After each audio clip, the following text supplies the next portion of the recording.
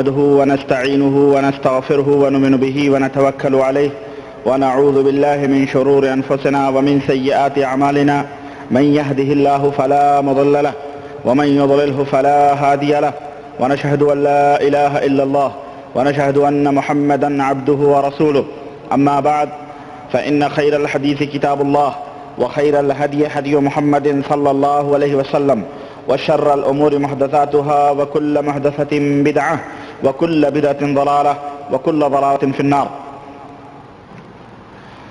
قال الله تبارك وتعالى في كلامه المجيد: أعوذ بالله السميع العليم من الشيطان الرجيم. بسم الله الرحمن الرحيم. يا أيها الذين آمنوا اتقوا الله حق تقاته ولا تموتن إلا وأنتم مسلمون. اللهم صل على محمد وعلى آل محمد كما صليت على إبراهيم وعلى آل إبراهيم إنك حميد مجيد. اللهم بارك على محمد وعلى آل محمد كما باركت على إبراهيم وعلى آل إبراهيم إنك حميد مجيد.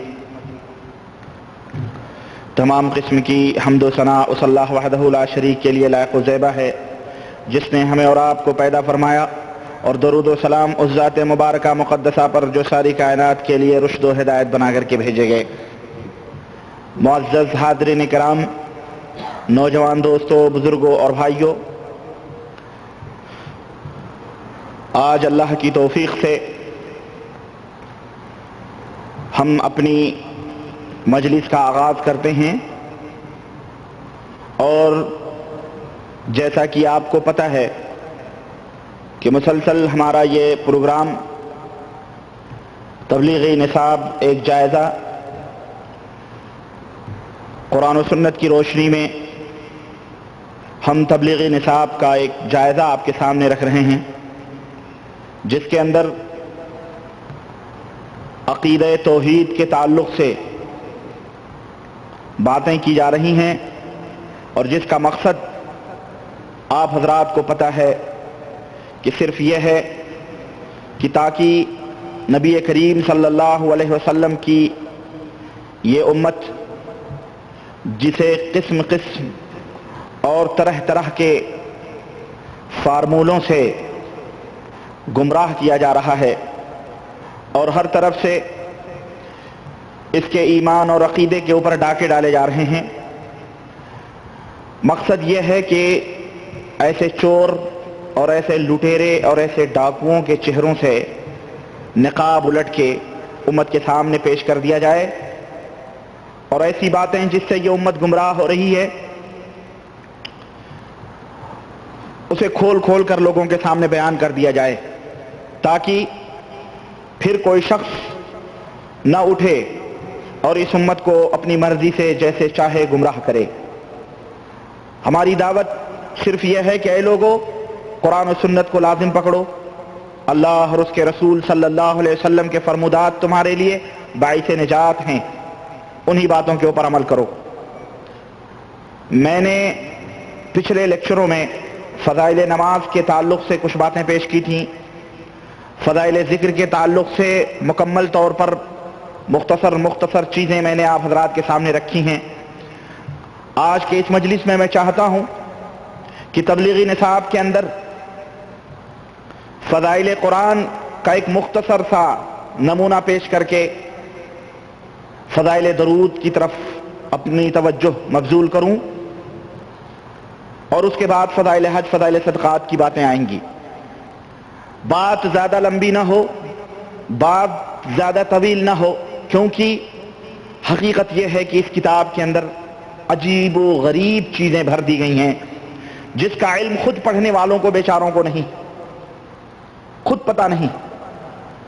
ابھی میں جو دمام، خبر اور الجبیل کے دورے سے، ایک ہفتہ کا جو میرا دورہ تھا، تقریری دورہ، وہاں سے واپس آیا جب میں، اور وہاں گیا میں تو وہاں میرے مختلف پروگرام مختلف مقامات پر ہوئے، مختلف مساجد میں ہوئے.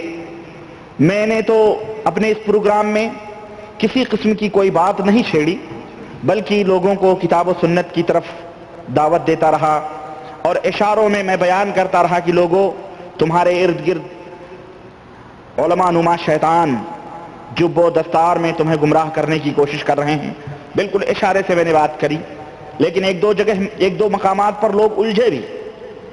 اور جیسا کہ میری عادت رہی ہے کہ میں سوال و جواب کے لیے فیلڈ چھوڑتا ہوں، لوگوں کو موقع دیتا ہوں، تو اس سوال و جواب میں بھی لوگ الجھے، اور وہ سوال و جواب اتنے لمبے ہو گئے کہ تقریر اتنی لمبی نہ تھی.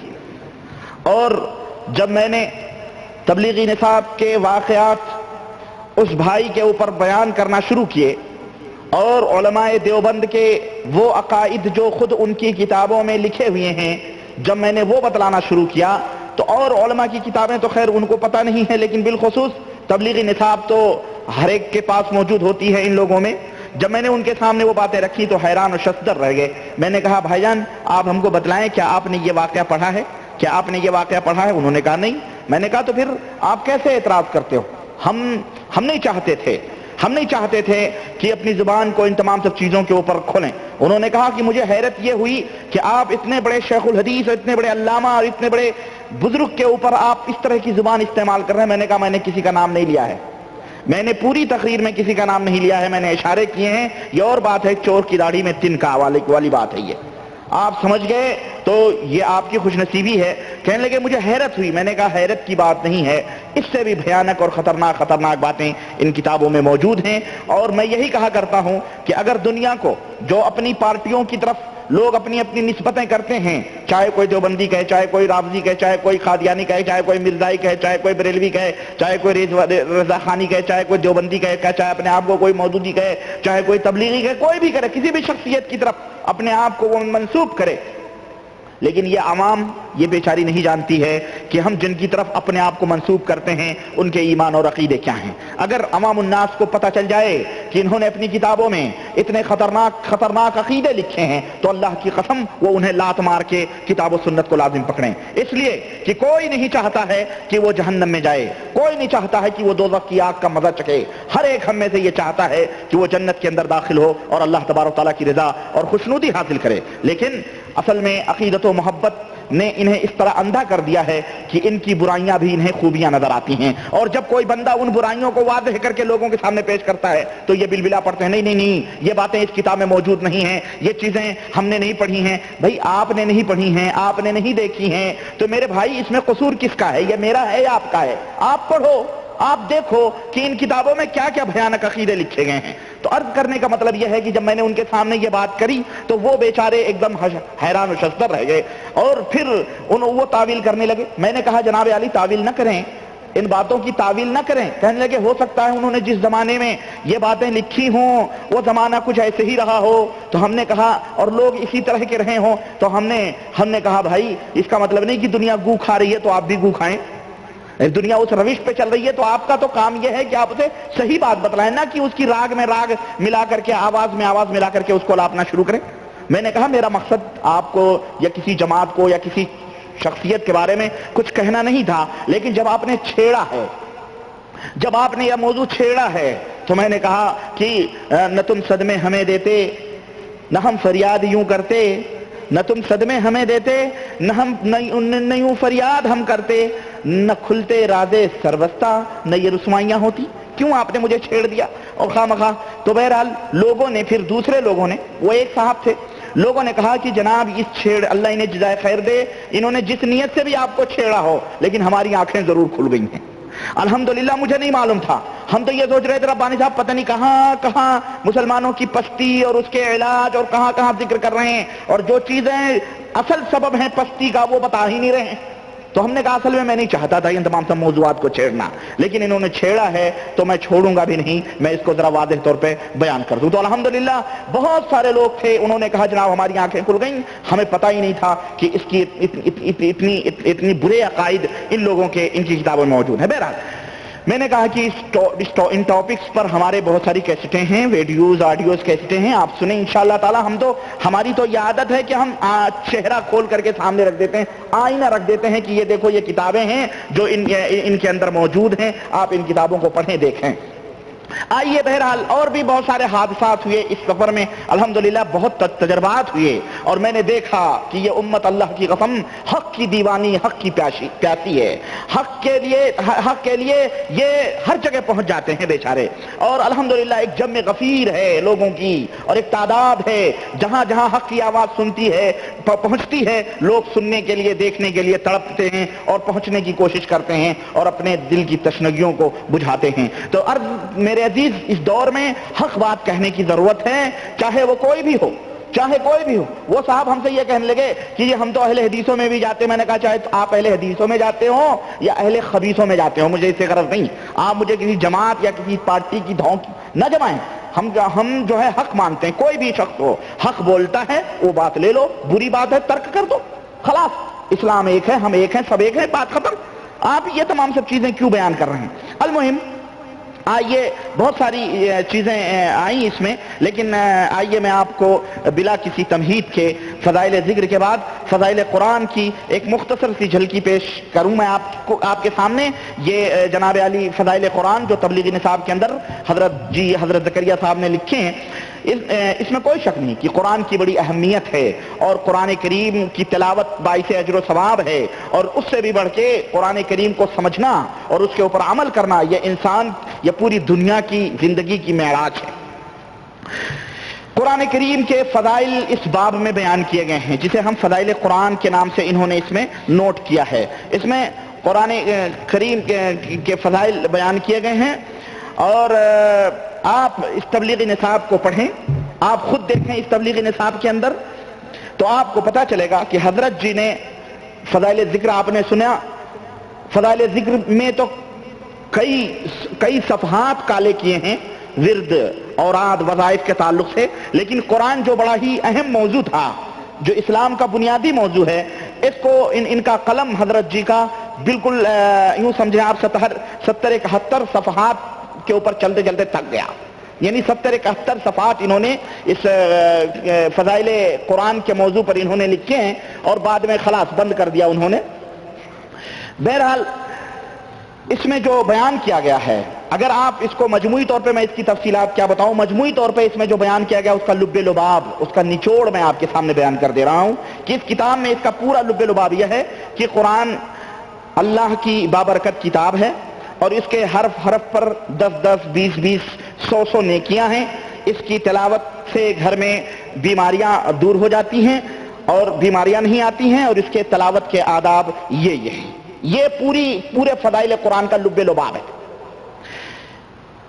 قرآن میں احکامات کیا کیا بیان کیے گئے ہیں، توحید کے کیا احکامات ہیں، شریعت کے کیا احکامات ہیں، اخلاق اور دیگر چیزوں کے کیا کیا احکامات ہیں، انسانی زندگی سے قرآن کا کیا تعلق ہے، قرآن سے ہمیں کیا رہنمائی ملتی ہے، یا یہ قرآن کیوں اتارا گیا، اس کا سبب کیا تھا، حضرت جی نے قطعاً فضائل قرآن میں اس کا کوئی ذکر نہیں فرمایا ہے، کہیں کوئی ذکر اس کا نہیں موجود، جبکہ فضائل قرآن میں ان تمام سب چیزوں کو اجاگر کرنا چاہیے تھا، تحریر کرنا چاہیے تھا۔ کتنے تعجب اور افسوس کی بات ہے۔ اور آگے چلیں، اسی فضائل قرآن کے اندر ایک بڑی ہی حیرت انگیز بات انہوں نے لکھی ہے، اور ایک ہی بات بیان کر کے میں آگے بڑھوں گا۔ میرے عزیز، اس سے پہلے کہ میں وہ بات پیش کروں، ایک بات بنیادی طور پر آپ یہ محفوظ کر لیں کہ تحریف، چاہے وہ لفظی ہو یا معنوی ہو، دونوں اسلام کے اندر حرام ہے اور کفر ہے۔ تحریف کس کو کہتے ہیں؟ تحریف کہتے ہیں بدلنے کو، تحریف کہتے ہیں بدلنے کو، تحریف لفظی کہتے ہیں قرآن کے کسی لفظ کو اٹھا کر وہاں اپنے تئیں کوئی لفظ پنچ کر دینا، چپکا دینا، یہ تحریف لفظی کہلاتا ہے۔ مثال کے طور پر الحمدللہ رب العالمین ہے نا، آپ الحمدللہ رب العالمین کے بجائے آپ یہ کہہ دیں الحمد للرحمن رب العالمین، للہ کے بجائے کیا کہہ دیں للرحمن، جبکہ رحمان اللہ کا ذاتی نام ہے، اس میں کوئی شک نہیں، لیکن یہ تحریف لفظی کہلائے گا، اور یہ اسلام کے اندر حرام ہے اور کفر ہے۔ کیوں؟ اللہ تبارک تعالیٰ کے کلام کو بدلنا ہے۔ اللہ تعالیٰ نے الحمدللہ فرمایا ہے، اس لیے آپ للہ ہی کہیں، للرحمن ہرگز نہ کہیں۔ بات آ رہی سمجھ میں؟ اسے تحریف لفظی کہا جاتا ہے۔ اور تحریف معنوی کس کو کہا جاتا ہے؟ اس کے معنی میں تبدیلی پیدا کر دینا، اس کے معنی میں تبدیلی پر پیدا کر دینا، لفظ کو برقرار رکھنا لیکن اس کا معنی، اس کا مفہوم، جیسے یہودی نصرانی کرتے تھے کچھ کا کچھ کر دیتے تھے، ارے وہ تو لفظ بھی بدل دیا کرتے تھے۔ تو تحریف معنوی یہ ہے کہ اس کے معنی اور مفہوم کو بدل دیا جائے۔ قرآن کا جو منشا ہے، قرآن جو کہنا چاہتا ہے، اس قرآن کی بات کو، اس کے منشا اور خواہش کو اللہ جو بیان کرنا چاہتا ہے اس کو کسی اور معنی میں لوگوں کے سامنے بیان کیا جائے، یہ تحریف معنوی کہلاتا ہے۔ چنانچہ آپ یہ دیکھیں، یہی فضائل قرآن اٹھائیں، فضائل قرآن کے صفحہ نمبر 55 میں حضرت زکریا صاحب نے ایک بڑی بھیانک بات کہی ہے۔ قرآن کریم کی آیت کا حوالہ دیتے ہوئے کہتے ہیں کہ اللہ تعالیٰ نے قرآن کریم میں فرمایا ہے کہ بار بار اللہ تعالیٰ نے اس بات پر تنبیہ فرمائی ہے کہ وَلَقَدْ يَسَّرْنَا الْقُرْآنَ لِلذِّكْرِ فَهَلْ مِن مُدَّكِرٍ۔ پوری تفاسیر آپ اٹھا کر کے دیکھ جائیے، جتنی بھی تفسیرات کی کتابیں ہیں آپ کو یہاں پر ملے گا فہل، یعنی لقد یسرنا القرآن للذکر فہل من مدکر، اس کا ترجمہ پوری تفسیرات میں آپ کو یہی ملے گا کہ ہم نے قرآن کو ذکر کے لیے اتارا ہے، ذکر کے لیے یعنی نصیحت کے لیے اتارا ہے۔ فہل من مدکر، تو کیا ہے کوئی نصیحت حاصل کرنے والا؟ یہ فضائل قرآن صفحہ نمبر 55 ہے۔ یہ کیا ہے کوئی قرآن نصیحت کرنے والا، نصیحت حاصل کرنے والا؟ یہ ترجمہ تمام مفسرین نے فرمایا، لیکن حضرت زکریا صاحب اس کا ترجمہ کس طرح بدل رہے ہیں دیکھیں، لکھ رہے ہیں کہ ہم نے کلام پاک کو حفظ کرنے کے لیے سہل کر رکھا، حفظ کرنے کے لیے، یہ دیکھیں، خود دیکھیں، آپ اپنی آنکھوں سے دیکھیں، حفظ کرنے کے لیے ہم نے سہل کر رکھا ہے۔ تو کیا ہے کوئی حفظ کرنے والا؟ نعوذ باللہ، نعوذ باللہ۔ یہ کیا ہے؟ قرآن رٹنے کے لیے آیا تھا کہ رٹی مارو اس کی؟ قرآن کس لیے آیا تھا؟ قرآن فہل من مدکر، کیا ہے کوئی نصیحت حاصل کرنے والا؟ ہم نے قرآن کو اس لیے، لیکن بس رٹنے پہ لگا دیا گیا ہے پبلک کو، عوام کو، بھائی حفظ کرو، رٹو۔ یہ تحریف معنوی نہیں ہے، یہ اللہ کے منشا کو بدلنا نہیں ہے، یہ اللہ کے کلام کے معنی اور مفہوم کو تبدیل کرنا نہیں ہے۔ اگر یہ کوئی شیخ الحدیث نہ ہوتے تو میں کہتا کہ یہ میں کیا کہوں ان کو، اور ان کے اوپر ہمارے تبلیغی جماعت فضائل قرآن، یہ ہے فضائل قرآن جس کے اندر تبدیلی کی گئی، جس قرآن کے اندر انہوں نے تحریف کی، اور میں نہیں کہوں گا کہ ان کا انجام کیا ہوگا اگر یہ بغیر توبہ کے مر گئے، اللہ ہی بہتر جانے۔ بہرحال اس طرح سے انہوں نے، اور اسی طرح سے آپ دیکھیں گپ دیکھیں فضائل قرآن میں صرف 2-3 نمونے آپ کے سامنے پیش کروں گا۔ صفحہ نمبر 45 اور 44 اور 45 کے اندر حضرت زکریا صاحب نے قرآن کے تعلق سے کتنی گپ چھوڑی ہے، اس کو بھی دیکھیں۔ آپ لکھتے ہیں حضرت زکریا صاحب، یعنی حد ہو گئی، آپ یہ جھوٹ، اللہ کی قسم آسمان و زمین میں سمانے والا نہیں ہے۔ صفحہ نمبر 44 اور صفحہ نمبر 45، اور جیسا کہ میں نے بتلایا کہ یہ ہمارے پاس جو یہ کتاب ہے، یہ کتاب جناب علی ادارہ اشاعت دینیات پرائیویٹ لمیٹڈ دلی سے چھپی ہوئی کتاب ہے۔ یہ سمجھ رہے ہیں آپ؟ یہ نہ سوچیں کہ ہم صفحات کے اندر ذرا کہیں ادھر ادھر اختلاف ہو جائے تو آپ کہیں جی ربانی نے اپنی طرف سے ہاں کی ہے۔ یہ فضائل قرآن لکھتے ہیں حضرت عثمان سے مروی ہے کہ بعض مرتبہ وتر کی ایک رکعت میں وہ تمام قرآن شریف پڑھ لیا کرتے تھے۔ یہ حضرت عثمان غنی رضی اللہ تعالیٰ عنہ کے تعلق سے انہوں نے گپ چھوڑی، ہرگز نہیں۔ صحابہ کرام، اللہ کے رسول صلی اللہ علیہ وسلم نے فرمایا جو 3 دن سے کم میں قرآن کو ختم کرے وہ قرآن کو سمجھتا ہی نہیں۔ یعنی بعض علماء محدثین نے تو حرام قرار دیا ہے کہ کوئی آدمی 3 دن سے کم میں قرآن کو ختم کرے، لیکن یہ دیکھیں 3 دن نہیں، یہ دیکھیں آپ، لکھتے ہیں کہ حضرت عبداللہ ابن زبیر ایک رات میں تمام قرآن شریف پورا فرما لیا کرتے تھے۔ یہ نمبر 3، سعید بن جبیر نے 2 رکعت میں کعبے کے اندر تمام قرآن شریف پڑھا، 2 رکعت میں تمام قرآن شریف کعبے کے اندر۔ ثابت بنانی دن رات میں ایک قرآن شریف ختم کرتے تھے۔ یہ تو خیر کوئی بات نہیں، اور آگے آئیں دیکھیں۔ اور اسی طرح ابو حرہ بھی، شیخ ابو حنائی کہتے ہیں کہ میں نے ایک رات میں 2 کلام مجید پورے کیے۔ دیکھیں آگے دیکھیے ہوتا ہے کیا، تعداد بڑھتی جا رہی ہے، پہلے ایک تھا، اب 2 ہو رہے ہیں، کیا 2 کلام مجید پورے، اور تیسرے میں سے 10 پارے، یعنی 2.25 پارے ایک رات میں انہوں نے پڑھے، اور اگر چاہتا تو تیسرا بھی پورا کر لیتا۔ صالح بن کیسان جب حج کو گئے تو راستے میں اکثر ایک رات میں 2 کلام مجید پورے کرتے تھے، راستے میں 2 کلام مجید پورے کرتے تھے۔ منصور بن زادان صلاۃ الضحیٰ میں، اب آگے بڑھیں، چاشت کی نماز میں 1 کلام مجید پڑھتے تھے اور دوسرا ظہر سے عصر تک پورا کرتے تھے۔ اللہ اکبر، کتنے تھے؟ ظہر سے عصر کے بیچ میں کتنا ٹائم رہتا ہے؟ تین ساڑھے تین گھنٹے، یعنی 1 گھنٹے میں 10 پارے۔ اللہ اکبر، یہ کون سی سپیڈ رہی ہوگی؟ 3 گھنٹے میں پورا 30 پارے پڑھتے تھے وہ، 1 گھنٹے میں 10 پارے، اعوذ باللہ۔ اور سنیں، یہی میرا خیال ہے اسی لیے شبینے کی مجلسیں منعقد کی جاتی ہیں اور یہ لوگ اسی طرح، اور گپ دیکھیں، اور یہ تو کچھ بھی نہیں، آگے آئیں تمام۔ اچھا، کہتے ہیں چاشت کی نماز میں 1 کلام مجید اور دوسرا ظہر سے عصر تک پورا کرتے اور تمام رات نوافل میں گزارتے تھے اور اتنا روتے تھے کہ عمامے کا شملہ تر ہو جاتا تھا۔ اسی طرح اور حضرات بھی، جیسا کہ محمد بن نصر نے نقل کیا ہے کہ یہ سلف کی عادت رہی ہے، چنانچہ کہتے ہیں کہ امام شافعی غیر رمضان المبارک میں اور بعض 2 ختم روزانہ کرتے تھے۔ غیر رمضان المبارک میں 2 ختم، امام شافعی 2 قرآن روزانہ۔ نعوذ باللہ، یہ بیچارے قرآن پڑھتے تھے یا کچھ مسئلے مسائل؟ امام شافعی جیسے لوگ، اتنے بڑے بڑے عالم محدث، ایسے یہ لوگ اسی میں لگے رہتے تھے۔ اور سنیں، جیسا کہ خود امام شافعی صاحب کا معمول تھا رمضان المبارک میں، اور یہی معمول اسود اور صالح بن کیسان کا وغیرہ کا بھی تھا کہ 3 ختم روزانہ کا تھا۔ 3 ختم، ابھی تک 2 تھا نا، اب 3 ختم، یعنی 3 قرآن روزانہ پڑھتے تھے۔ اللہ اکبر۔ اور سنیں، چنانچہ سلیم بن عطر جو بڑے تابعین میں شمار کیے جاتے ہیں، حضرت عمر کے زمانے میں فتح مصر میں شریک تھے اور حضرت معاویہ نے قصص کا امیر ان کو بنایا تھا۔ ان کا معمول تھا کہ ہر رات میں 3 ختم قرآن شریف کرتے تھے، ہر رات میں 3 ختم قرآن شریف کرتے تھے۔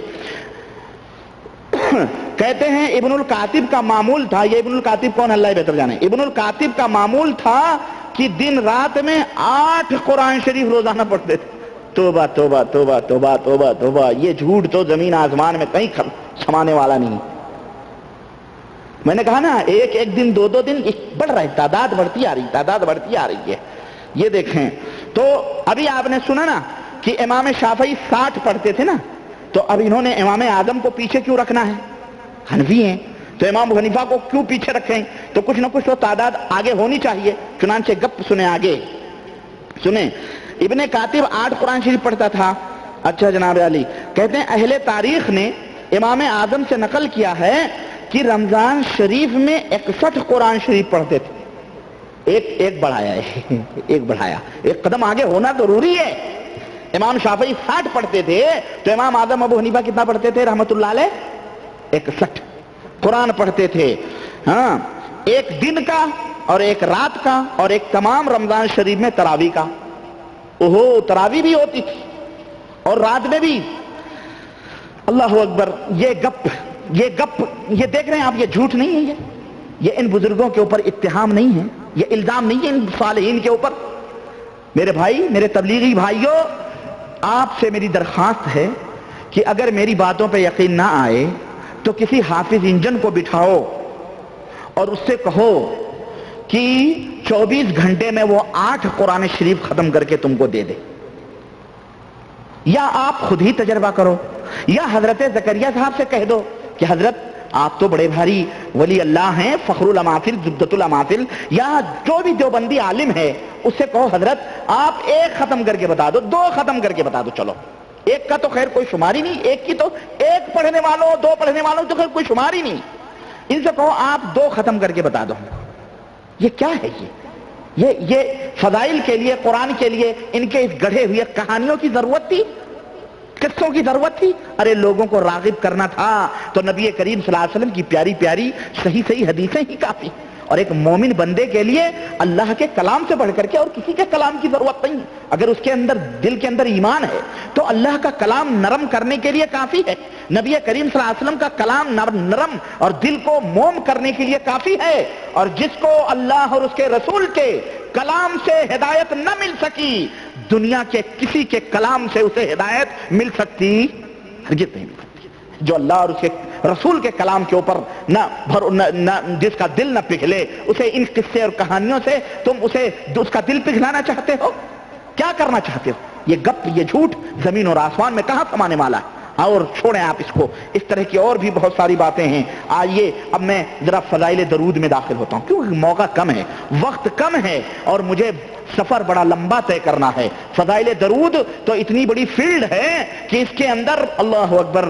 درود کی آپ کو میں کیا بتاؤں, اس میں کوئی شک نہیں کہ درود شریف جو ہے ہر مسلمان مومن کے اوپر فرض ہے پڑھنا.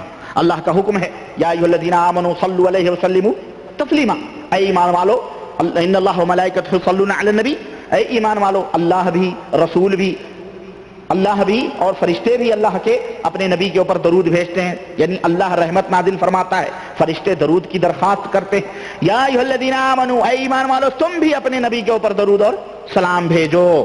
یہ حکم ہے اور یہ فرض ہے. یہ ہمارے نزدیک کیا ہے, فرض ہے, پوری زندگی میں فرض ہے. جب جب نبی کریم صلی اللہ علیہ وسلم کا نام لیا جائے گا تب تب ایک مومن کا یہ فرض ہے کہ وہ اللہ کے نبی صلی اللہ علیہ وسلم کے اوپر درود بھیجے, اور جب جب سنے بھیجے.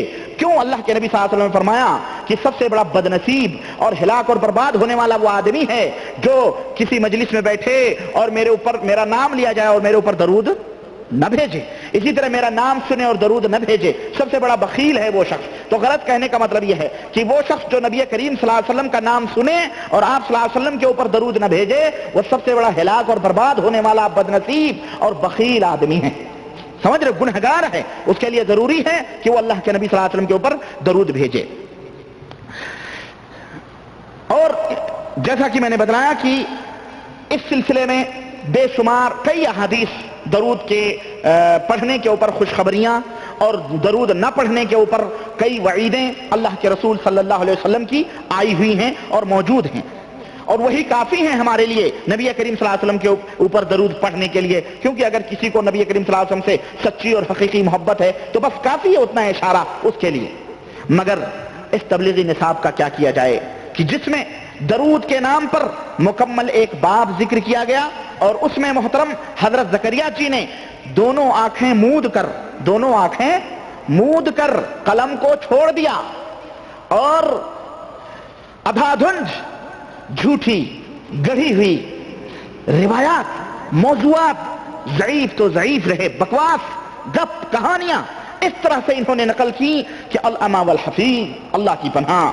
اگر میں کہتا ہوں اگر سر ورق پر حضرت مؤلف کے نام کے ساتھ شیخ الحدیث, شیخ دیوبند, سہارنپور یا فخر الاماثل یا زبدۃ الاولیاء نہ لکھا ہوتا تو پھر ہم سوچنے پہ مجبور ہوتے کہ یہ کسی, میں یہ سوچ بھی نہیں سکتا تھا کہ یہ کسی دیوبندی عالم کا قلم ہے. میں تو یہ سوچتا کہ یہ کسی رضا خانی قبر پرست مجاور بریلوی کا قلم ہو سکتا ہے جو اس قدر بے تحاشا بگٹٹ کی طرح اپنے قلم کو چھوڑے ہوئے ہے, اور علم گلم جو سمجھ میں آ رہا ہے رتب و یابس یہ ہے, اور علم گلم جو سمجھ میں آ رہا ہے رتب و یابس یہ لکھ رہا ہے. لیکن اس طرح انہوں نے قلم کو چھوڑا کہ بدعقیدہ بریلویوں کو بھی, جو قبر کے پجاری ہیں بیچارے, جو اپنے آپ کو سب سے پہلے اہل سنت والجماعت کہتے ہیں اور جو درود نہ پڑھے جو اور دوسروں کو کہتے ہیں کہ یہ مرگے مردود نہ فاتحہ نہ درود, ان کو یہ بدعقیدہ لوگ بیچارے بھی اس مقام کو نہ پہنچ سکے جس پہ زکریا صاحب نے ایسے علم گلم باتیں اس کے اندر نوٹ کی ہیں. اور اگر آپ اس کو بغور پڑھیں اور قرآن و حدیث کا چشمہ لگا کر کے پڑھیں تو آپ اس نتیجے پر پہنچیں گے کہ اس کتاب نے من گھڑت اور توہم آمیز جو قصے اور کہانیاں ہیں اس کے اعتبار سے میلاد گوہر, قصہ یوسف زلیخا, اسی طرح سے میلاد اکبر, جنگ نامہ, فلانا نامہ جو ہے, ان تمام سب جو گمراہ کن اور بوگس اور بنڈل کتابیں ہیں اس تبلیغی نصاب نے, اس فضائل درود نے ان کو بھی پیچھے چھوڑ دیا ہے, بہت دور پیچھے چھوڑ دیا. اس سے بھی آگے حضرت زکریا صاحب نکل چکے ہیں. اور مجھے افسوس ہوتا ہے کہ یہ ایک دیوبندی محدث اور مفکر اور عالم کے قلم سے یہ باتیں لکھی گئی ہیں.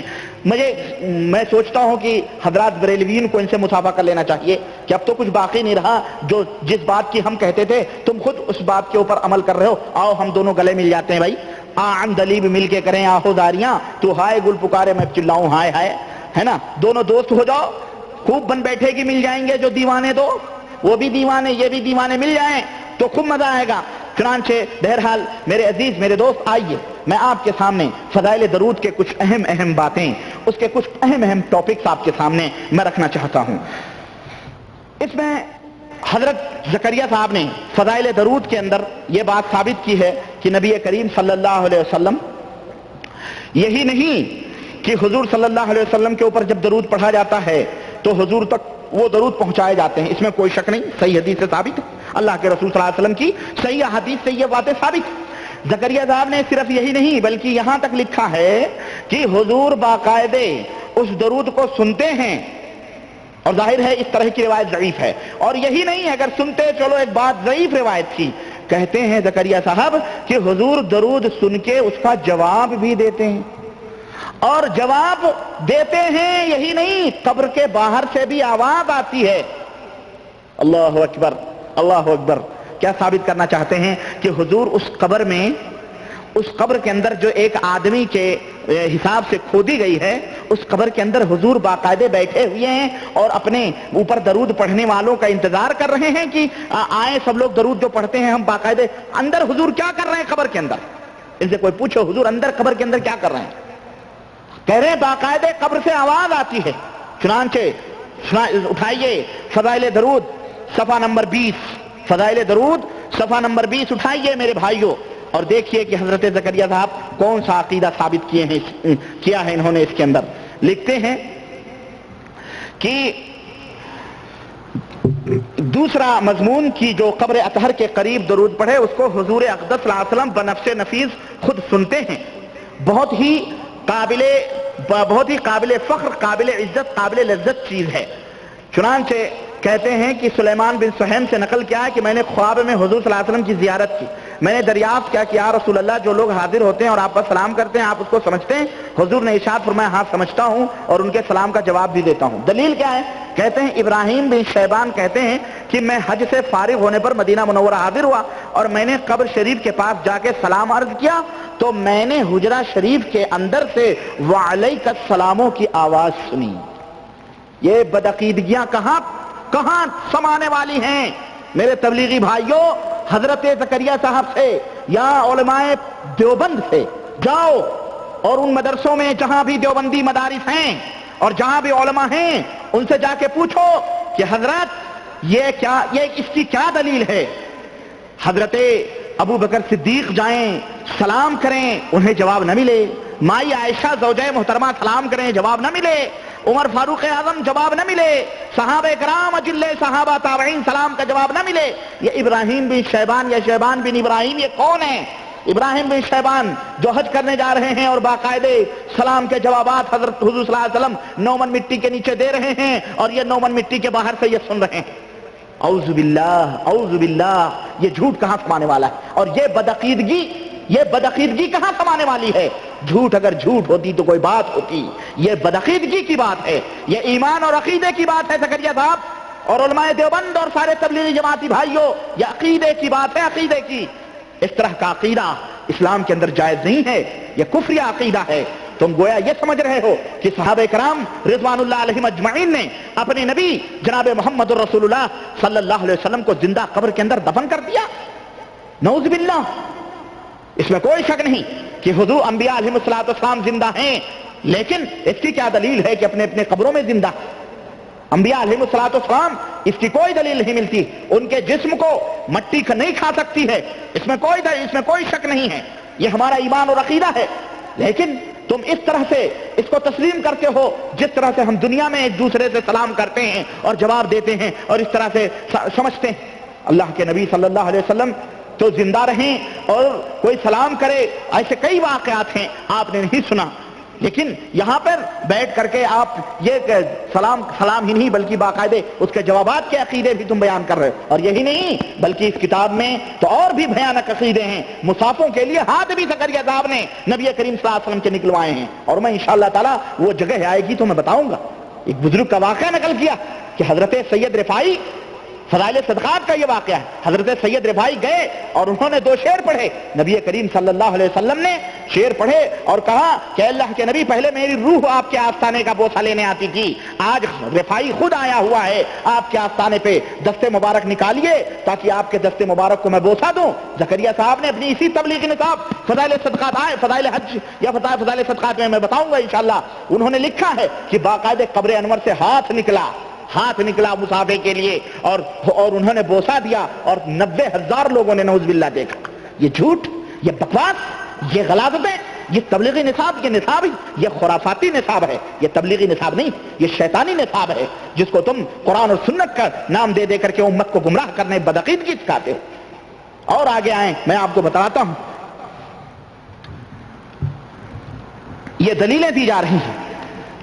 چنانچہ خواب میں کہتے ہیں حضرت صلی اللہ علیہ وسلم کی زیارت کا مسئلہ یہ بڑا اہم ہوتا ہے. ہمارے ہاں اکثر تقریباً 80% تبلیغی جماعت میں لوگ اس وجہ سے بھی جاتے ہیں کہ چلو اسی بہانے انہیں نبی کریم صلی اللہ علیہ وسلم کی زیارت ہو جائے گی، کیونکہ یہ سب سے بڑی لالچ تبلیغی جماعت والے دیتے ہیں کہ ہماری جماعت میں آ جاؤ حضور کی زیارت ہو جائے گی. چنانچہ یہ بیچارے نگر نگر ڈگر ڈگر اسی امید میں بیچارے گھومتے ہیں اور در بدر کی ٹھوکریں کھاتے ہیں، لیکن انہیں شیطان خوب گمراہ کرتا ہے.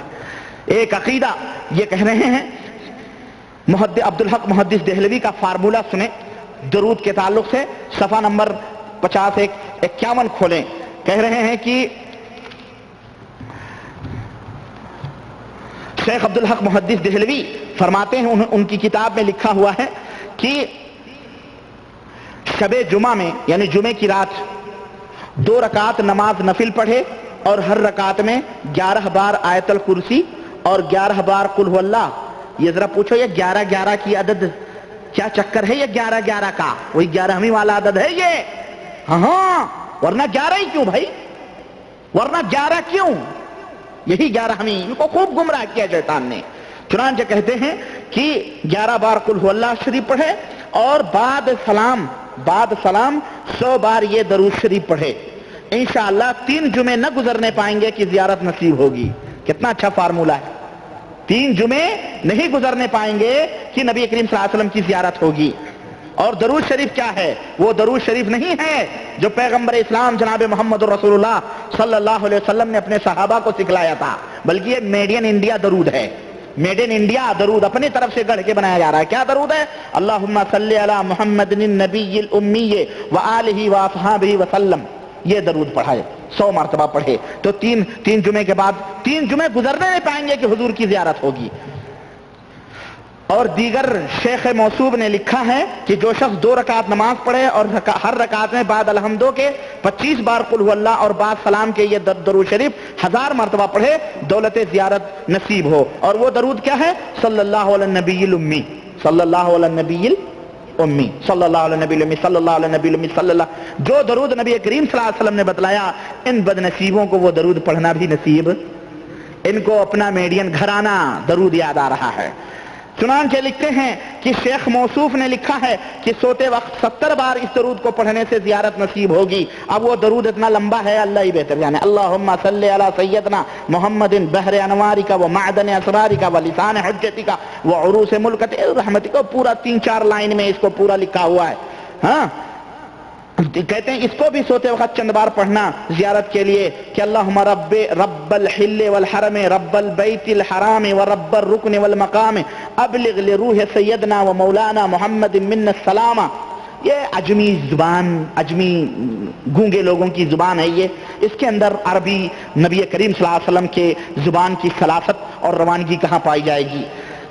کہہ رہے ہیں کہ حضرت شیخ المشائخ قطب الارشاد شاہ ولی اللہ صاحب نور اللہ نے اپنی کتاب نوادر میں بہت سے مشائخ تصوف اور ابدال کے ذریعے سے مشائخ تصوف اور عقیدہ سنو، عقیدہ تبلیغی جماعت کے بھائیوں اور مسلمانوں تم بھی عقیدہ سنو حضرت زکریا صاحب کا. لکھ رہے ہیں کہ مشائخ تصوف یہ صوفی لوگ، صوفی جمدے صوفی کوفی، صوفی لیوفی، صوفی شیطان، صوفی برہمن، یہ صوفی شیطان جو ہوتے ہیں کہ مشائخ ہیں یہ قطب الارشاد. اور سنیں ابدال کے ذریعے، ابدال ہر ملک کا ایک ابدال ہوتا ہے جو کھمبے کو پکڑے ہوئے دنیا کو اگر تھوڑا ہلائیں تو پورے دنیا ہلنے لگے. اللہ تعالیٰ چپ چاپ عرش پہ بیٹھا ہو، اس کو کوئی ضرورت نہیں، سب کچھ یہی کر رہے ہیں ابدال لوگ. تو یہ عقیدے پھیلائے جا رہے ہیں کیا کہ ابدال، اس کا کوئی تصور اسلام میں نہیں ہے.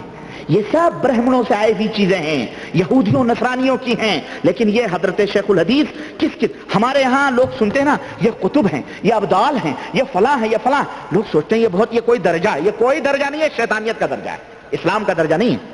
اسلام ان اکرمکم عند اللہ اتقاکم، تم میں سب سے زیادہ شریف وہی ہے جو اللہ سے ڈرنے والا. بس وہ خود ظاہر بھی مسلمان نہیں کرتا میں کون ہوں. اللہ اکبر. مدنی تاجدار سید العرب والعجم، حدیثوں میں آتا ہے، تاریخ اور سیرت میں آتا ہے کہ اللہ کے نبی اپنے ماننے والوں کے جھرمٹ میں بیٹھے رہتے، کوئی بدو آتا کہتا من منکم محمد صلی اللہ علیہ وسلم.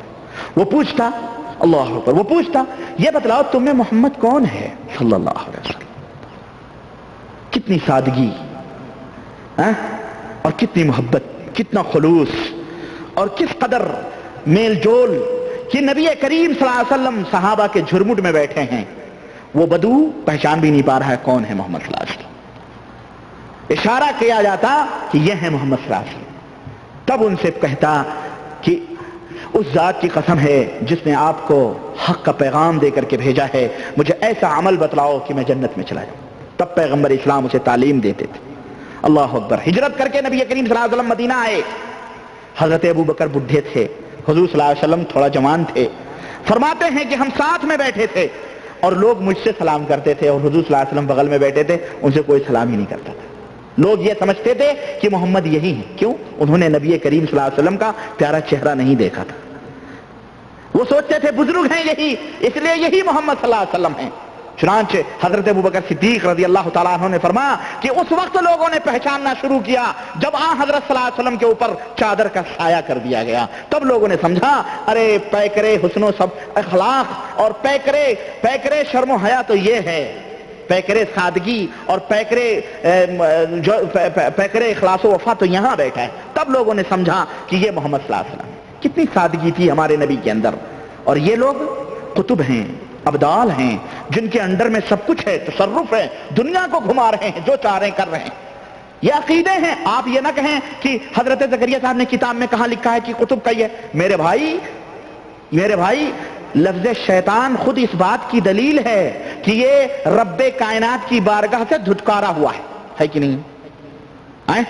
کوئی شیطان بولتا ہے تو اس کی سمجھ میں کیا آتا ہے؟ یہی آتا ہے کہ یہ رب کی بارگاہ سے دھتکارا ہوا ہے. تو میرے بھائی یہ قطب، یہ ابدال، یہ اوتاد، یہ غوث، یہ نجبا، یہ اتقیاء، یہ جو تم القاب اور درجات بتا رہے ہو، یہ درجات خود اس بات کی دلیل ہیں کہ یہ صوفی حلاج، ابن عربی اور جنید اور فلانے جتنے بھی اس قسم کے جو شیطانی ٹولے تھے اور جنہوں نے وحدت الوجود اور حلول کے عقیدے سے امت کو گمراہ کیا، جو یہودیوں، نصرانیوں اور برہمنوں کے عقیدوں کو لا کے اسلام میں انہوں نے یونانی فلسفے کے ذریعے سے ڈالا گزیڑا، ایسے لوگ خود انہوں نے ان تمام القاب کو تراشا ہے اور امت کے اندر پھیلایا ہے اور ہر ایک کے وظیفے بیان کیے ہیں. اور نہ یقین ہو تو ذرا اعلی حضرت فاضل بریلوی مجدد دین بدعت و خرافات کی کتاب اٹھا کے دیکھو کہ ان کے ہاں قطب، ان کے ہاں ابدال، ان کے ہاں اوتاد، ان کے ہاں مجذوب اور ان کے ہاں ان تمام لوگوں کے کیا وظیفے ہیں اور یہ لوگ کیا کرتے ہیں. تو یہ تمام سب اصطلاحات وہی کی گڑھی ہوئی ہیں. چنانچہ کہتے ہیں ابدال لوگ جو تھے، ابدال کے ذریعے سے کیا معلوم ہوا؟ اللہ اکبر. مسلمانوں میں وہ عقیدہ بتلانے جا رہا ہوں جو اسلام کے اندر حرام عقیدہ ہے، لیکن زکریا صاحب نے اس کو ذکر کیا. زکریا صاحب نے اس کو زال سے نہیں زکریا ہے، یہ زید سے زکریا ہے، لیکن ذکر جو ہے یہ زال سے ہے. ذکر کیا ہے کہ ابدال کے ذریعے سے حضرت خضر علیہ السلام سے متعدد اعمال نقل کیے ہیں. حضرت خضر کون ہے؟ جو موسیٰ علیہ السلام کے زمانے میں تھے وہی خضر ہیں، اس کے بعد کوئی خضر نہیں. اور ان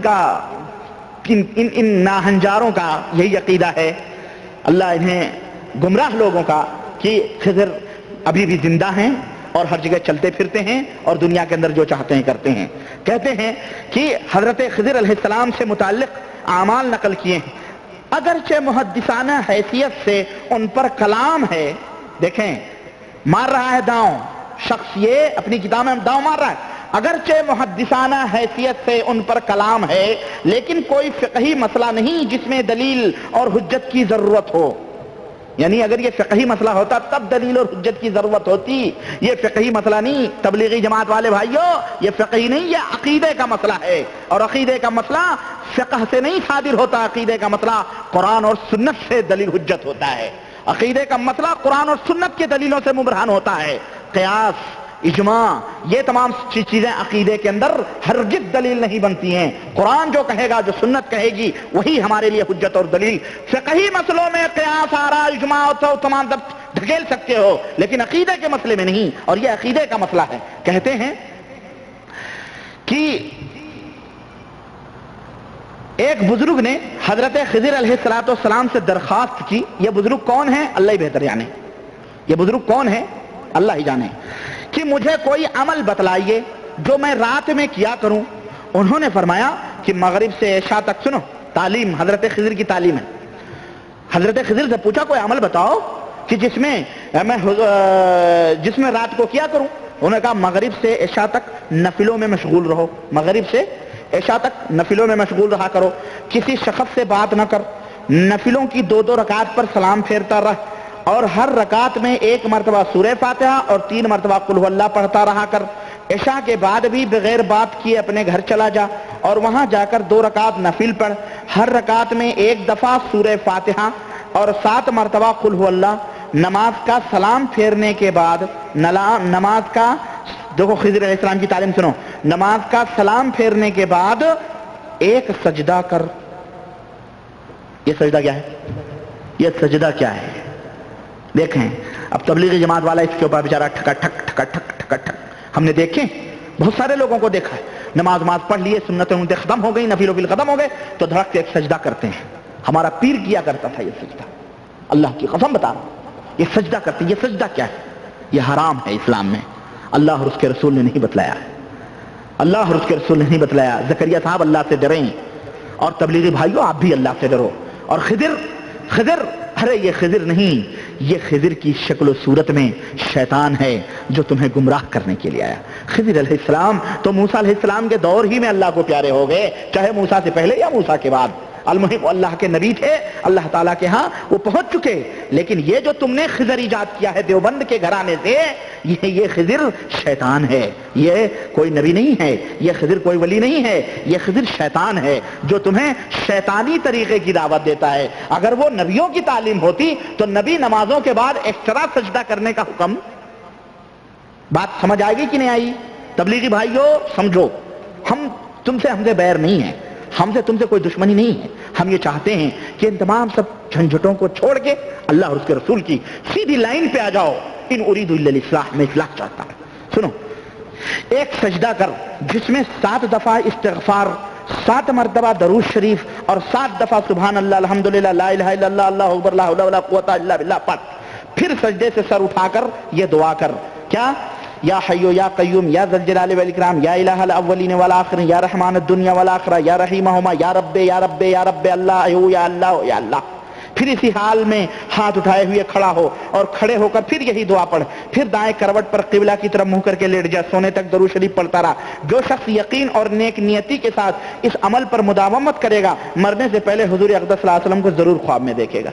اب بتائیں اگر ان بھولے بھالے تبلیغی بھائیوں کو، تبلیغیوں کو، جو بیچارے قرآن و سنت سے نابلد ہوتے ہیں، انگوٹھا چھاپ ہوتے ہیں، جن کو تمیز نہیں قرآن پڑھنے کی، حدیث کی باتیں کیا ہیں، ان کے کانوں میں وہ رس نہیں ڈالے گئے، تو یہ تمام سب پڑھ کے تو کیا کریں گے؟ یہ عمل کریں گے کہ نہیں کریں گے؟ اور اسی امید میں زندگی گزار دیں گے. لیکن انہیں کبھی نبی کریم صلی اللہ علیہ وسلم نظر، انہیں شیطان ضرور آ کے کہے گا کہ میں نبی ہوں، ہاں، لیکن اللہ کے نبی صلی اللہ علیہ وسلم انہیں نظر نہیں آئیں گے. اچھا، آپ سوچتے ہوں گے کہ اس سلسلے میں نبی کریم صلی اللہ علیہ وسلم کے خواب کی جو بات ہے، خواب میں بہت سارے واقعات انہوں نے بیان کیے ہیں. یہی نہیں بلکہ حضرت جی نے اس کو ذکر بھی کیا ہے. کہا ہے کہ حضور اقدس کو خواب میں دیکھا، جس نے حضور صلی اللہ علیہ وسلم کو خواب میں دیکھا اس نے یقیناً اور قطعاً حضور اقدس صلی اللہ علیہ وسلم ہی کی زیارت کی. روایات صحیحہ سے یہ بات ثابت ہے اور محقق ہے کہ شیطان کو اللہ نے یہ قدرت عطا نہیں فرمائی ہے کہ وہ خواب میں آ کر کسی طرح اپنے آپ کو نبی کریم صلی اللہ علیہ وسلم ہونا ظاہر کرے. مثلا یہ کہے کہ میں نبی ہوں. مثلا یہ کہے کہ میں نبی ہوں، یہ شیطان نہیں کر سکتا ہے۔ اور اس کے بعد انہوں نے اور باتیں ذکر کی ہیں۔ بہرحال میں آئیے ایک اور بات آپ کے سامنے پرچے والی ذکر کروں۔ پرچے بھی چل رہے ہیں، پرچے بازی بھی ہو رہی ہے۔ کیا کہہ رہے ہیں کہ حضرت پیران پیر رحمۃ اللہ علیہ علامہ دمیری نے حیات الحیوان میں لکھا ہے، یعنی جانوروں کی زندگی، حیات الحیوان مانے جانوروں کی، حیوانات کی زندگی، تو اس میں لکھا ہے کہ جو شخص جمعہ کے دن جمعے کی نماز کے بعد باوضو ایک پرچے پر محمد الرسول اللہ، احمد رسول اللہ، محمد رسول اللہ اور احمد رسول اللہ 35 مرتبہ لکھے اور اس پرچے کو اپنے ساتھ رکھے، 35 مرتبہ لکھے اور اس پرچے کو اپنے ساتھ رکھے، اللہ جل شانہ اس کو طاعت پر قوت عطا فرماتا ہے۔ اوہ طاعت پر کیا عطا فرماتا ہے؟ قوت عطا فرماتا ہے، اور اس کی برکت میں مدد فرماتا ہے، اور شیطان کے وسوسوں سے حفاظت فرماتا ہے۔ یہ تعویذ ہے، یہ کیا ہے؟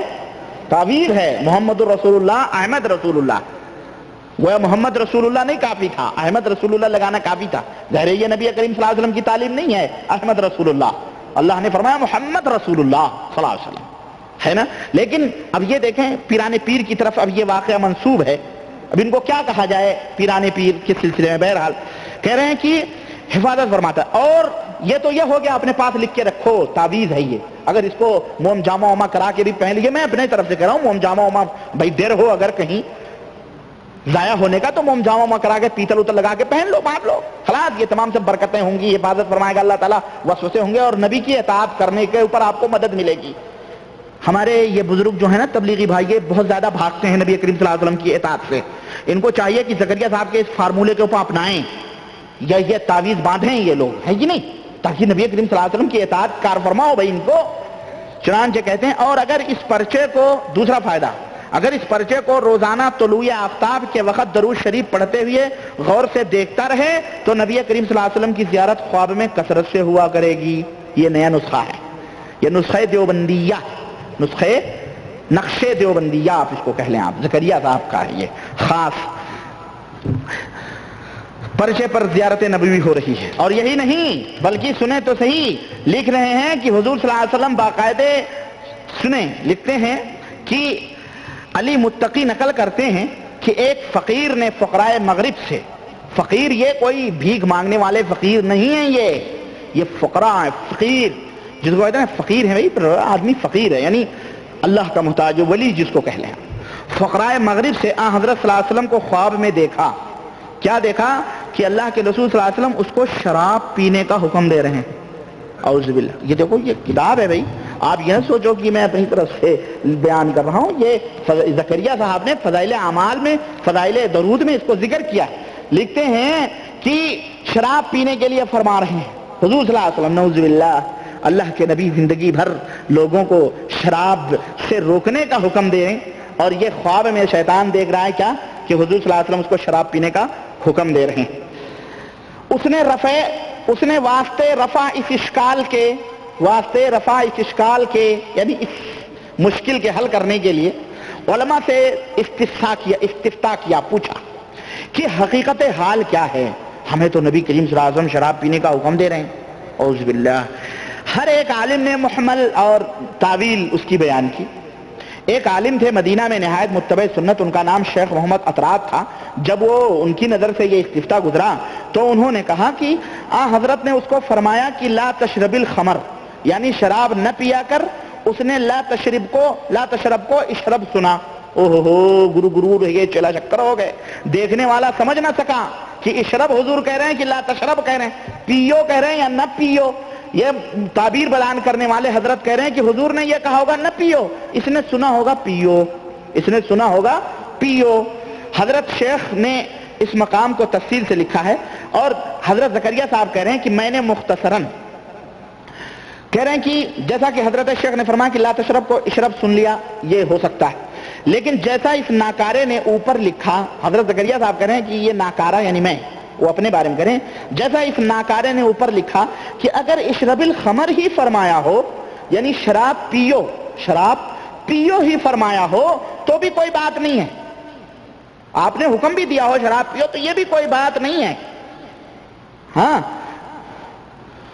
فرمایا یعنی پی شراب، تو یہ دھمکی بھی ہو سکتی ہے، یہ بھی کوئی بات نہیں، دھمکی ہو سکتی ہے، حضور نے دھمکی دی ہو، پی شراب، پی شراب، ہے نا، جیسا کہ لہجے کے فرق سے اس قسم کی چیزوں میں فرق ہو جایا کرتا ہے، پی شراب، تو حضور نے دھمکی دی ہو۔ میں کہنا چاہتا ہوں کہ جتنا بیچارے دیکھنے والے کو نہیں تشویش ہے، جتنا حضرت لوگوں کو تشویش ہو رہی ہے، بھئی اتنی تعویل کرنے کی گنجائش کیا، ضرورت کیا ہے؟ بھئی اس نے غلط دیکھا، خواب نبی صلی اللہ علیہ وسلم کو نہیں دیکھا، اس نے بات ہی ختم ہو گئی۔ سوال یہ پیدا ہوتا ہے کہ دیکھنے والا نبی کریم صلی اللہ علیہ وسلم کو خواب میں دیکھتا ہے نا، لیکن اس کو کیسے معلوم کیا نبی کریم صلی اللہ علیہ وسلم؟ کیا اس نے نبی کریم صلی اللہ علیہ وسلم کی شکل و صورت دیکھی ہے؟ بھئی اگر ہم نے آپ کو نہیں دیکھا ہے تو ہم کیسے پہچان پائیں گے کہ آپ فلاں ہیں؟ اللہ کے نبی صلی اللہ علیہ وسلم، کوئی یہ کہہ سکتا ہے کہ جناب آپ صحیح حدیث بخاری کا، آپ بخاری شریف کے اندر جو صحیح حدیث ہے آپ اس کا انکار کر رہے ہیں کہ اللہ کے رسول صلی اللہ علیہ وسلم نے بخاری شریف کے اندر فرمایا، اللہ کے نبی صلی اللہ علیہ وسلم نے فرمایا کہ من رآنی فی المنام فقد رآنی فإن الشیطان لا يتمثل فی صورتی۔ حضرت ابو ہریرہ رضی اللہ تعالیٰ عنہ کی حدیث ہے صحیح بخاری اور مسلم کی کہ اللہ کے نبی صلی اللہ علیہ وسلم نے فرمایا کہ جس نے مجھے خواب میں دیکھا تحقیق اس نے مجھے دیکھا، کیونکہ شیطان میری صورت اختیار نہیں کر سکتا، شیطان میری صورت، جس نے مجھے خواب میں دیکھا اس نے مجھے ہی دیکھا، اس لیے کہ شیطان میری صورت اختیار نہیں کر سکتا۔ لیکن بات یہ ہے کہ سوال یہ پیدا ہوتا ہے کہ ہم میں کس نے نبی کریم صلی اللہ علیہ وسلم کو دیکھا ہے؟ کس نے نبی کریم صلی اللہ علیہ وسلم کی صورت مبارکہ کو دیکھا ہے؟ کسی نے دیکھا ہے جو یہ دعویٰ کرے کہ ہم نے حضور کو دیکھا؟ جب تک ہم آپ کی صورت نہیں دیکھیں گے تب تک ہم آپ کو خواب میں کیسے پہچان پائیں گے کہ یہ آپ ہی؟ جب ہم نے زندگی میں دیکھا ہوگا جبھی آپ کو ہم پہچان پائیں گے کہ جناب علی عبد الرحمن یہ ہیں، عبداللہ یہ ہیں، شمس الدین وہ ہیں، اور فلانے وہ ہیں، فلانے وہ ہیں، جبھی ہم پہچان پائیں گے، جب ہم نے دیکھا ہی نہیں۔ چنانچہ فتح الباری کے اندر جو صحیح بخاری کی شرح ہے اس کے مطابق اس کے بعد نسخوں میں آتا ہے کہ قال ابو عبداللہ قال ابن سیرین اذا رآہ فی صورتہ، جب کسی نے نبی کریم صلی اللہ علیہ وسلم کی اصلی صورت دیکھی ہو، وہ نبی کریم صلی اللہ علیہ وسلم کو دیکھے خواب میں، تو سمجھو کہ اس نے ہمیں دیکھا۔ جس نے آپ صلی اللہ علیہ وسلم کو دیکھا ہو، یعنی اصلی صورت نبی کریم صلی اللہ علیہ وسلم کی جس نے دیکھا ہو، آپ صلی اللہ علیہ وسلم نے یہ نہیں فرمایا کہ شیطان میری صورت، آپ نے تو یہ فرمایا کہ شیطان میری صورت اختیار نہیں کر سکتا، یہ تو آپ نے فرمایا، لیکن آپ نے یہ نہیں فرمایا کہ شیطان جھوٹ بھی نہیں بول سکتا ہے، شیطان جھوٹ بھی نہیں بول سکتا، یہ آپ صلی اللہ علیہ وسلم نے نہیں فرمایا۔ تو یہ جو حدیث ہے یہ صحابہ کرام کے لیے، صحابہ کرام نے حضور کو دیکھا، اب اس کے بعد حضور کو خواب میں دیکھیں تو سمجھو حضور کو دیکھو، کہ وہ حضور کی اصلی ناک، آنکھ، کان، پوری چیز جانتے تھے، حلیہ مبارک ان کے ذہنوں میں تھے۔ لیکن آج کے دور کے لوگ یا نبی کریم صلی اللہ علیہ وسلم کو جنہوں نے نہیں دیکھا، وہ یہ کیسے کہہ سکتا ہے کہ نبی کریم صلی اللہ علیہ وسلم کو ہم نے دیکھا ہے؟ اس سے پوچھو نبی کریم صلی اللہ علیہ وسلم کو تم نے دیکھا تھا پہلے؟ جب نہیں دیکھا تو اب کیسے دیکھتے؟ وہ کہہ سکتا ہے کہ میں نے دیکھا کہ، اور وہ کہہ رہے ہیں کہ میں نبی ہوں۔ ہو سکتا ہے بھائی شیطان نے تمہیں دھوکہ دیا، شیطان ٹھیک ہے نبی کی صورت میں نہیں آ سکتا، لیکن شیطان کھڑے ہو کے یہ تو کہہ سکتا میں نبی ہوں۔ اور زکریا صاحب نے ایک جگہ اس شبہے کو بھی زائل کرنے کی کوشش کی ہے، لیکن یہ ان کا وہم اور خیال ہے، اس کے اوپر کوئی دلیل نہیں۔ زکریا صاحب نے یہاں لکھا ہے کہ نبی کریم صلی اللہ علیہ وسلم، اللہ تعالیٰ نے یہ قدرت عطا نہیں فرمائی ہے کہ خواب میں آ کر کسی طرح اپنے آپ کو نبی کریم صلی اللہ علیہ وسلم ہونا ظاہر کرے، مثلا یہ کہے کہ میں نبی ہوں، یا خواب دیکھنے والا شیطان کو نعوذ باللہ نبی کریم صلی اللہ علیہ وسلم سمجھ بیٹھے، یہ طاقت نہیں عطا فرمائی ہے۔ یہ زکریا صاحب کی یہ بات بے دلیل ہے، اس کی کوئی دلیل نہیں، یہ اپنی طرف سے انہوں نے پنچ لگایا ہے، لیکن پڑھنے والا یہ سوچے گا کہ زکریا صاحب نے حدیث کے حوالے سے یہ بات نقل کی ہے، نعوذ باللہ یہ جھوٹ بات ہے۔ شیطان جھوٹ بول سکتا ہے، نبی کی شکل میں نہیں آ سکتا، بے شک یہ ہمارا ایمان اور عقیدہ ہے، لیکن شیطان کھڑے ہو کر کے یہ کہہ سکتا ہے کہ جناب علی یہ کیا کہتے ہیں میں نبی ہوں، یہ کہہ سکتا ہے۔ ارے میاں لوگ تو زندے میں کہہ دیے کہ میں نبی ہوں، زندے میں لوگوں نے کہا، شیطان نے انہیں دھوکہ دیا، کہا کہ نہیں کہا؟ غلام احمد قادیانی نے کہا کہ میں نبی ہوں، اور اسی طرح سے اسود عنسی، مسیلمہ کذاب، ان تمام لوگوں نے کہا کہ جو جاگتے تھے انہوں نے نبوت کا دعویٰ کیا کہ میں نبی ہوں، انہوں نے نبوت کے دعوے کیے، اور لاکھوں کی تعداد ان کے پیچھے چلی گئی، لاکھوں لوگ ان کو اپنا نبی ماننے لگے نبی کریم صلی اللہ علیہ وسلم کے بعد۔ اور یہی شیطان تھا جو خدا بن کر شیخ عبد القادر جیلانی کو گمراہ کرنے کے لیے آیا اور اس نے کہا میں تیرا خدا ہوں، جا جو تیرے لیے حلال تھی وہ حرام، جو تیرے لیے جتنی چیزیں حرام تھیں وہ سب میں نے حلال کر دی ہیں، اور جو بھی ساری عبادت بات تیری سب کوئی ضرورت نہیں ہے، تجھے میں نے جنت دی دی۔ شیخ عبد القادر نے کہا کہ تو شیطان لگتا ہے، کیوں؟ اس لیے کہ جو حلال ہیں وہ مومن کے لیے حلال ہیں، جو حرام ہے وہ حرام ہیں، تو مجھے شیطان لگتا ہے۔ چنانچہ انہوں نے لا حول ولا قوت الا باللہ پڑھا تو وہ بدلی کی وہ دھواں ہو گیا۔ اس نے کہا جا تیرے علم نے تجھے بچا لیا۔ تو شیخ عبد القادر جیلانی نے کہا ظالم میرے علم نے نہیں، میرے اللہ نے مجھے اس گمراہی سے بچایا۔ تو شیطان تو خدا بن کر کے گمراہ کر سکتا ہے، تو وہ تو علم والے تھے، اللہ تعالیٰ نے انہیں علم عطا فرمایا تھا کہ کوئی شخص خدا نہیں ہو سکتا، نہ اس طرح کے کہہ سکتا ہے، تو وہ بچ گئے۔ یہ تبلیغی نصاب، تبلیغی جماعت والے بیچارے یہ تو لا علم لوگ ہیں، بے علم ہیں، 99% لوگ جاہل ہیں بیچارے، ان کو تو علم ہی نہیں ہے بیچاروں کو قرآن و سنت کا، تو انہیں شیطان گمراہ کرنے میں اس کو کتنا ٹائم لگے گا۔ اور زکریا صاحب کا یہ کہنا کہ جس نے حضور کو خواب میں دیکھا اس نے یقیناً حضور ہی کی زیارت کی، تو اس سے یہ پتہ چلتا ہے کہ حضور صلی اللہ علیہ وسلم بیک وقت سب کے خوابوں میں آتے ہیں، بیک وقت سب کے خوابوں میں آتے ہیں اور باقاعدہ سب سے کلام فرماتے ہیں، اور ہر ایک ان سے مستفید بھی ہوتا ہے، فائدہ بھی اٹھاتا ہے، جبکہ یہ بات آج تک کوئی علم ایجاد ہی نہیں ہوا ہے کہ کوئی آدمی خواب میں دیکھے تو دونوں سے باقاعدہ خوابوں میں۔ ہم نے صبح کہا کہ جناب حضرت علی یا جناب علی شریف یا جناب مصور بھائی ہم نے آپ کو خواب میں دیکھا اور آپ سے ہم سے یہ گفتگو ہوئی، تو آپ یہ کہہ سکتے ہو ہاں وہ تو میں بھی جانتا ہوں، ہم آپ دونوں خوابوں میں ملے تھے، ایسا کوئی علم ایجاد نہیں ہوا۔ اور تم کہتے ہو کہ حضور صلی اللہ علیہ وسلم خواب میں دیکھتے ہیں اور باقاعدہ ہر ایک مستفید ہوتا ہے اور حضور سب کو جانتے ہیں، یہ سراسر جہالت ہے، یہ سراسر کفر پر مبنی بات ہے، یہ حقیقت نہیں ہے، اس کی کوئی قرآن و سنت کے اندر دلیل اور حجت موجود نہیں ہے۔ اور حضور کی بات تو ہوتی، باقاعدہ تبلیغی نصاب والے تو مردوں سے باقاعدہ کنٹیکٹ کرتے ہیں، میں بتاؤں گا فضائل حج کے اندر آتے ہیں مردے میں قبروں سے اٹھ کے باقاعدہ خوابوں میں ان کو بتاتے ہیں کہ ہمارے گھر کے فلاں کونے میں اتنی اشرفیاں رکھی ہوئی ہیں، وہاں جا کر کے ہمارے گھر والوں کو بتاؤ اور کہہ دو اتنا اتنا تم لے لو، اتنا صدقہ کر دو، اتنا خیرات کر دو۔ وہ آدمی گھر جاتا ہے باقاعدہ ان کو ایڈوائز کرتا ہے، بتاتا ہے، تو چنانچہ وہ جگہ کھودی جاتی ہے تو وہاں اشرفیاں نکلتی ہیں، سب کچھ نکلتا ہے، اور باقاعدہ سب کچھ باقاعدہ خوابوں میں ان کے یہاں ملاپ ہوتے ہیں۔ تو بھائی ان کے عقیدے سے اللہ ہی بچائے، اس طرح کا عقیدہ یہ مومن مسلمانوں کا عقیدہ نہیں ہو سکتا ہے۔ اور نبی کریم صلی اللہ علیہ وسلم جیسا کہ آج کل ہمارے احناف لوگ جو ہیں بیچارے، جو اپنے آپ کو احناف کہتے ہیں، حنفی کہتے ہیں، چاہے وہ دیوبندی ہوں یا بریلوی ہوں، یہ نبی کریم صلی اللہ علیہ وسلم کو دیکھ چکے ہیں۔ میں پوچھنا چاہتا ہوں کیا ان سب نے ایک ہی حلیہ مبارک میں نبی کریم صلی اللہ علیہ وسلم کو دیکھا ہے؟ ایک ہی حلیہ میں؟ ہرگز نہیں۔ کوئی کہتا ہے کیونکہ نبی کریم صلی اللہ علیہ وسلم تو آپ کی شاہکار مخلوق تھے اور آپ جیسا کوئی پیدا ہی نہیں ہوا تھا، ظاہر ہے کہ آپ صلی اللہ علیہ وسلم کا ایک ہی ہوگا، لیکن دیکھنے والوں نے یہاں تک دیکھا ہے، بتاؤں آپ کو کہ حضور نے چشمہ لگایا ہوا ہے، نعوذ باللہ، اللہ کی قسم بتا رہا ہوں، یہاں تک بیان کیا ہے دیکھنے والوں نے کہ حضور کو ہم نے چشمہ لگائے ہوئے دیکھا، نعوذ باللہ۔ حضور چشمہ لگائیں گے؟ حضور کے زمانے میں چشمہ تھا ہی نہیں، اس کا تو ایجاد ہی نہیں ہوا، یہاں تک لوگوں نے دیکھا۔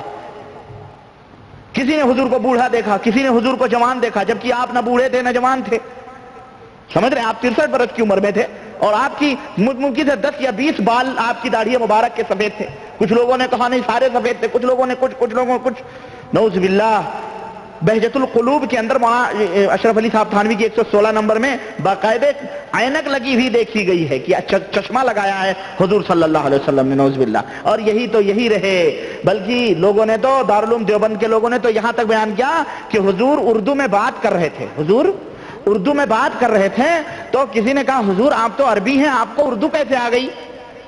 تو حضور نے فرمایا کہ دیوبند جب سے کھلا ہے تب سے مجھے دیوبند کے لوگوں نے اردو بھی سکھا دی، دارالعلوم دیوبند میں اردو آ کر کے آپ نے سیکھی ہے۔ اعوذ باللہ، اس طرح کی باتیں موجود ہیں، کتابوں کے اندر لکھی ہوئی ہیں۔ میرے بھائی، یہ تمام سب چیزیں یہ جائز نہیں ہیں، بلکہ یہ شیطان آ کر کے لوگوں کو گمراہ کرتا ہے اور کہتا ہے کہ میں نبی ہوں، میں فلاں ہوں، میں فلاں ہوں۔ البتہ یہ اور بات ہے کہ حضور صلی اللہ علیہ وسلم کی شکل و صورت شیطان نہیں اختیار کر سکتا ہے۔ اور یہ لکھتے ہیں کہ شراب پینے کا جو نبی کریم صلی اللہ علیہ وسلم نے حکم دیا، ہاں، تو حضرت زکریا صاحب تعویل کر رہے ہیں کہ دھمکی تھی، شراب مت پیو، شراب پیو शराब पियो, ऐसा भी हो सकता है धमकी थी, पियो शराब, देखेंगे, है ना। तो ज़करिया साहब ने कुछ किताबें लिखी हैं जिनके बारे में बाकायदे किताबों के अंदर लिखा हुआ है कि हुजूर सल्लल्लाहु अलैहि वसल्लम की बारगाह में पेश किए गई हैं किताबें। तो हुजूर ने फरमाया है बड़ी अच्छी किताब है। इसी तरह से जो वाक़यात ज़करिया साहब ने तबलीगी निसाब में जिक्र किए हैं, अल्लामा सखावी की एक किताब है ना, उस किताब के हवाले से सारे वाक़यात इन्होंने इसमें जिक्र किए हैं और उसके बारे में ये लिखा गया है, ज़करिया साहब ने लिखा है कि ये पूरी किताब जो है अल्लाह के रसूल सल्लल्लाहु अलैहि वसल्लम की खिदमत में पेश की गई। तो अल्लाह के नबी सल्लल्लाहु अलैहि वसल्लम ने कहा ये बड़ी अच्छी किताब है और ये बड़ी अच्छी किताब है, बड़ी अच्छी किताब है। तो मैं कहता हूं कि जब नबी करीम सल्लल्लाहु अलैहि वसल्लम को तुम ये कह सकते हो कि हुजूर ने जो फरमाया कि शराब पियो और धमकी हो सकती है, तो जो नबी करीम सल्लल्लाहु अलैहि वसल्लम की दरबार में ऐसी अल्लम गल्लम किताबें पेश की गई हैं और हुजूर ने फरमाया लिखो, तो ये भी तो धमकी हो सकती है, लिखो बताऊंगा, आओ आओ वहीं पकड़ूंगा क़यामत के मैदान में। ये अल्लम गल्लम तो हुजूर की तालीम नहीं है, तो ये भी तो धमकी हो सकती है, हो सकती कि नहीं हो सकती। फिर ज़करिया साहब जब उस बेचारे के शराब पीने को धमकी कह सकते हैं कि हाँ ठीक है हुजूर ने कहा होगा शराब पियो, लेकिन ये धमकी है।